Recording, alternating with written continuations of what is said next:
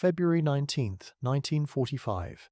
American commanders believed the most heavily bombarded island in the Pacific could no longer fight. After 72 hours of continuous naval shelling and aerial strikes, reconnaissance reports indicated that Iwo Jima's defenses had been shattered. Battleships had fired thousands of heavy-caliber rounds into a landmass barely 8 miles long.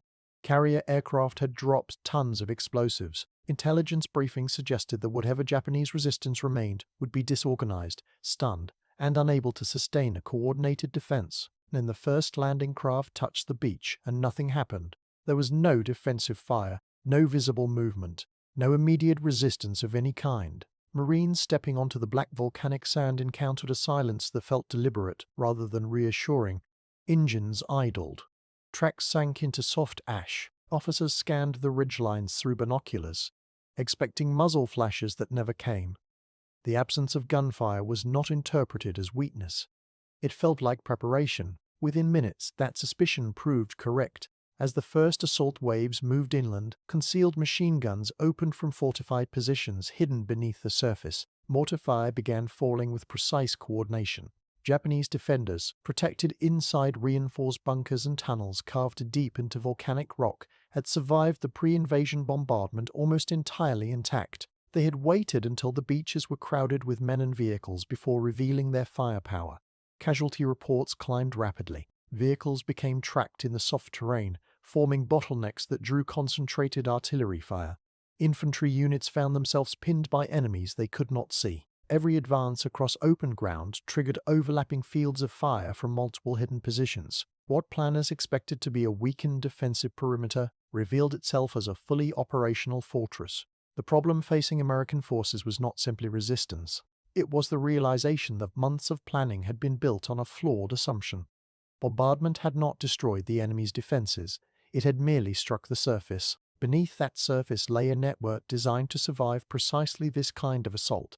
As Marines struggled to establish a foothold on the exposed beaches, a new reality emerged. This battle would not be decided by naval firepower or aerial bombing. It would be decided at close range, against fortifications that could not be destroyed from a distance. And somewhere beyond the black sand and shattered shoreline, a hidden system of bunkers and tunnels was about to dictate how the entire battle would be fought. Months before the invasion fleet ever appeared on the horizon, Lieutenant General Tadamichi Kuribayashi had already concluded that Iwo Jima could not be defended using traditional tactics. Earlier battles across the Pacific had shown the Japanese forces who attempted to stop American landings at the shoreline were quickly overwhelmed by naval gunfire and air support. Kuribayashi chose a different approach. Instead of contesting the beaches, he would turn the island itself into a fortified weapon designed to bleed the invading force over time. Construction began in mid-1944. Engineers, soldiers, and conscripted laborers carved an extensive network of tunnels into Iwo Jima's volcanic rock. By early 1945, more than 11 miles of interconnected passageways stretched beneath the island. These tunnels linked artillery positions, command posts, ammunition depots, and fortified bunkers into a unified defensive system. Many positions were buried beneath layers of rock and reinforced concrete, making them resistant to both naval bombardment and aerial attack. Bunkers were positioned with careful attention to geometry. Each was placed to support others with overlapping fields of fire. A unit advancing toward one strong point could be engaged simultaneously from multiple hidden angles. Machine gun nests were shielded by narrow embrasures that exposed minimal surface area while allowing precise targeting of advancing infantry. Artillery pieces concealed in caves could roll forward to fire and then withdraw behind armored doors before counterfire arrived. Ventilation shafts and multiple exits allowed defenders to survive bombardment and reposition within the network. This underground system extended across the island's most critical terrain. Mount Suribachi in the south was heavily fortified, its interior riddled with tunnels connecting observation posts and gun emplacements. Airfields and central high ground were protected by deeply buried positions designed to withstand sustained attack. Even if individual bunkers were destroyed, adjacent positions could continue firing, maintaining constant pressure on advancing forces. American planners had encountered fortified islands before, including Tarawa and Peleliu. Those experiences shaped expectations for Iwo Jima, yet the scale and sophistication of Kuribayashi's defensive design exceeded anything previously encountered. Bombardment that might have neutralized conventional fortifications proved largely ineffective against structures built beneath solid rock. As Marines pushed inland under increasingly coordinated fire, it became clear that they were not fighting a visible defensive line. They were fighting a concealed system engineered to survive and retaliate from below. Every step forward exposed them to enemies protected by layers of earth and concrete. Every destroyed position revealed another connected through tunnels unseen from the surface. The battle was no longer a conventional amphibious assault. It had become a methodical struggle against an underground fortress that refused to collapse. American commanders had planned for resistance on Iwo Jima. What they had not planned for was resistance that survived almost everything thrown at it. By the afternoon of February 19, 1945, it was already clear that the preliminary bombardment had failed to achieve its primary objective. Bunkers that should have been destroyed were still firing. Artillery that should have been silenced continued operating with precision. The assumption that naval gunfire could neutralize fixed defenses collapsed within hours of the landings. The reasons were both geological and tactical. Iwo Jima's volcanic terrain absorbed and deflected explosive force in ways that traditional bombardment models had not fully accounted for. Many Japanese bunkers were not surface structures but reinforced chambers carved directly into rock and buried beneath layers of earth and concrete. Even heavy-caliber naval shells often detonated above or beside these positions, damaging external structures while leaving interior spaces intact. Once shelling ceased, defenders simply reopened firing ports and resumed operations. Marines advancing inland encountered a battlefield where enemy positions appeared and disappeared without warning. A bunker might remain silent as assault units approached, only to open fire once troops moved past its firing arc. Another position, previously undetected, would engage from the flank or rear. This pattern created a constant sense of exposure.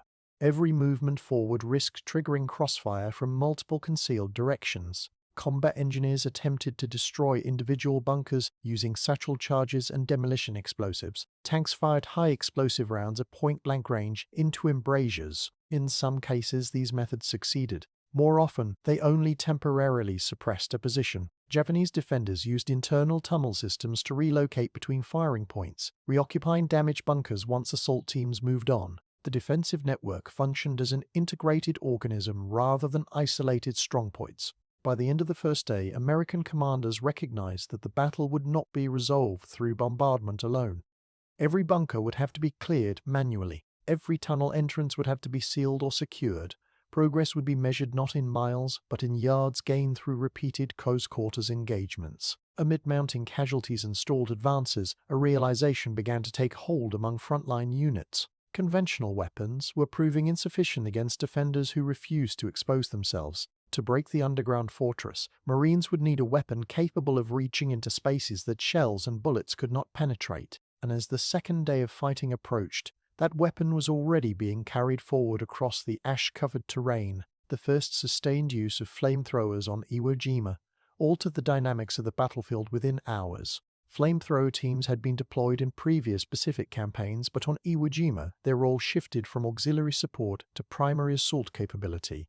Portable units such as the M22 flamethrower projected a stream of ignited fuel capable of reaching more than 30 to 40 yards. Unlike explosives, which relied on blast and fragmentation, flame functioned by entering confined spaces and consuming the oxygen within them. Against defenders positioned inside enclosed bunkers and tunnels, this characteristic proved decisive. When directed into bunker apertures or ventilation shafts, burning fuel traveled along interior surfaces and into adjoining chambers. The intense heat and rapid oxygen depletion forced defenders to abandon positions or face incapacitation inside sealed concrete structures.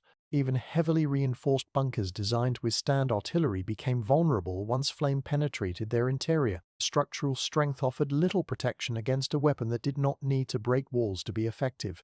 Marine units quickly reorganized their assault methods around this capability. Riflemen and automatic weapons teams suppressed bunker openings while flamethrower operators advanced under covering fire. Once within range, a controlled burst of flame could neutralize a defensive position that had resisted hours of bombardment. Engineers followed closely behind, using explosives to collapse entrances and prevent reoccupation through connecting tunnels. Armored support expanded the effectiveness of these operations. Modified M4 Sherman tanks equipped with auxiliary flamethrower systems provided greater range and sustained output. Their armor allowed them to approach fortified areas that infantry could not safely reach. When deployed in coordination with advancing Marines, these vehicles delivered concentrated streams of burning fuel into bunker complexes and trench systems, accelerating the reduction of heavily defended zones. The psychological impact on Japanese defenders was significant. Positions that had survived naval bombardment and airstrikes could not withstand repeated exposure to flame entering enclosed spaces. Ventilation systems designed to sustain life during bombardment instead carried heat and smoke throughout bunker interiors. Once flame reached a connected tunnel, multiple positions could be rendered untenable within minutes. By the second day of sustained combat, flamethrowers had become central to American tactics on Iwo Jima. Bunkers that once halted entire companies could now be cleared through coordinated assaults combining suppression, flame projection, and demolition. The shift did not eliminate casualties or resistance, but it began to alter the balance of the battle. For the first time since the landings, American forces possessed a method capable of systematically dismantling the underground fortress that dominated the island. Every successful flamethrower attack on Iwo Jima came at a price measured in distance. To be effective, operators had to approach within tens of yards of fortified bunkers that remained fully capable of firing back. Unlike artillery or naval guns, flamethrowers demanded proximity. Each assault required Marines to move directly into the defensive envelope of concealed machine guns, rifles, and mortars positioned to protect bunker entrances. Flamethrower operators carried heavy cylindrical fuel tanks mounted on their backs, connected by hoses to ignition systems held at chest level. The combined weight of fuel and equipment often exceeded 70 pounds, reducing mobility and making rapid movement across uneven volcanic terrain difficult. These operators quickly became priority targets for Japanese defenders. From concealed firing ports and elevated positions, snipers and machine gunners focused on eliminating flamethrower teams before they could reach effective range. Casualty rates among these units were severe. A single rifle round could disable an operator or rupture fuel tanks, rendering the weapon useless. Despite these risks, flamethrower teams continued advancing with assault units, because no alternative proved as effective against the fortified bunker system. Commanders adapted by assigning dedicated protection to these teams. Riflemen and automatic weapon crews moved alongside flamethrower operators, providing constant suppressive fire toward bunker apertures and suspected firing positions. Engineers followed closely behind the initial assault.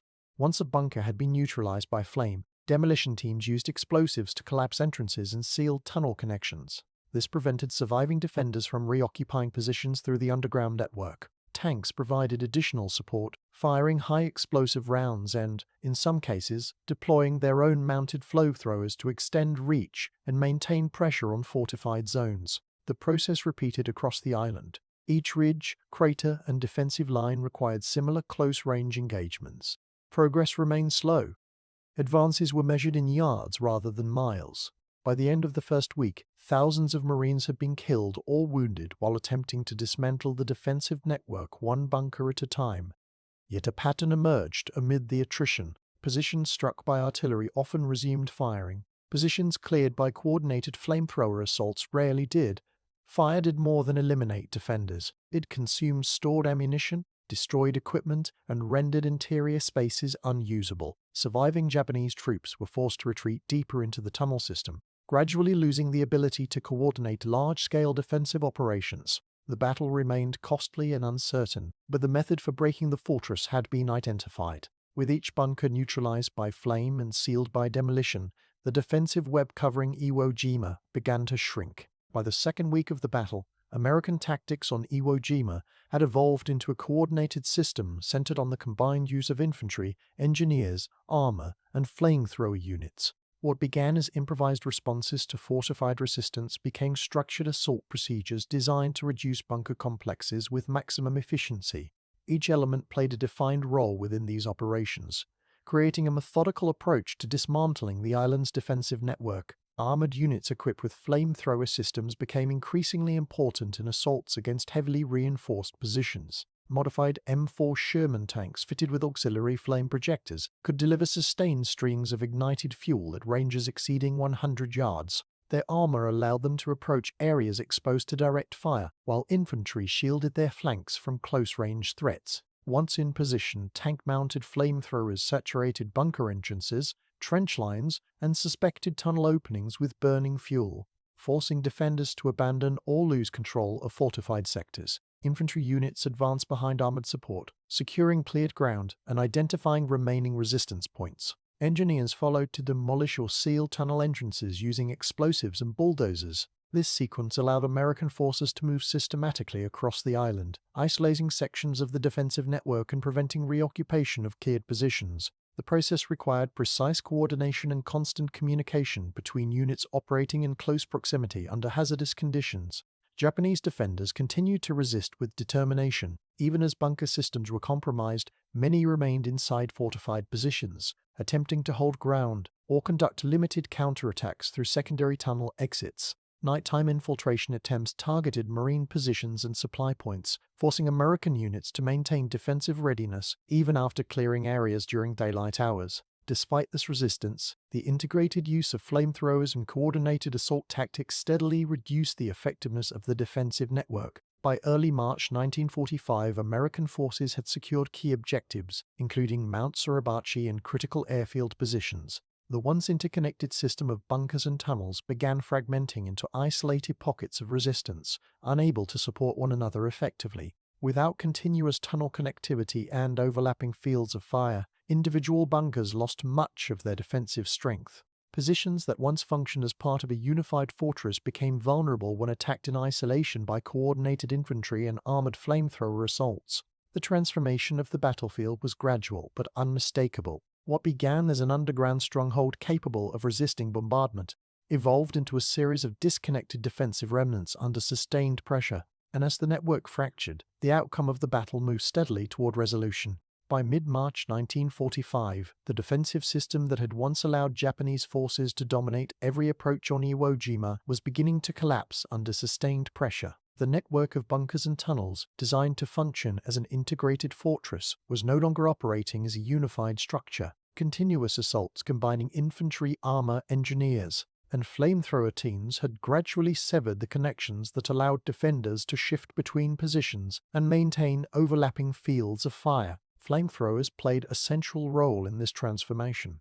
Positions that survived naval bombardment and resisted demolition charges proved increasingly vulnerable to sustained exposure to flame. Ventilation shafts that once allowed defenders to survive shelling now served as conduits for heat and smoke.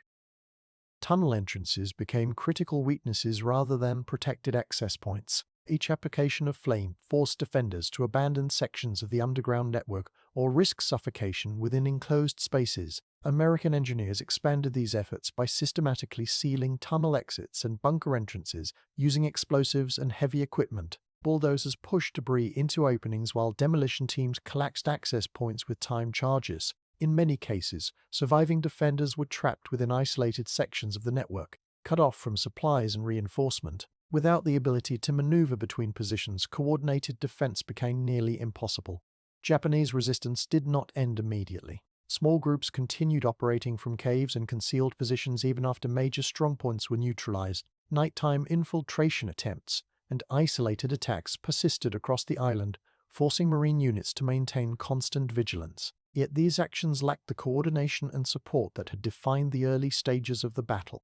The once cohesive defensive system had fragmented into scattered pockets. On March 26, 1945, American command officially declared Iwo Jima secured. Organized resistance had effectively ceased, though isolated holdouts remained active in remote areas for weeks. The cost of the operation was severe. More than 6,800 American personnel were killed and nearly 20,000 wounded during the 5-week battle. Of the approximately 21,000 Japanese defenders who occupied the island before the invasion, only a few hundred were captured alive. The island that had been engineered to withstand bombardment and repel invasion had been dismantled through sustained close-range assault. Concrete, steel, and volcanic rock had delayed destruction, but they had not prevented it. The fortress had been broken not by a single decisive strike, but by a methodical process that targeted the vulnerabilities hidden within its own design. When the fighting ended, Iwo Jima remained marked by thousands of shattered bunkers and sealed tunnel systems carved into its volcanic terrain.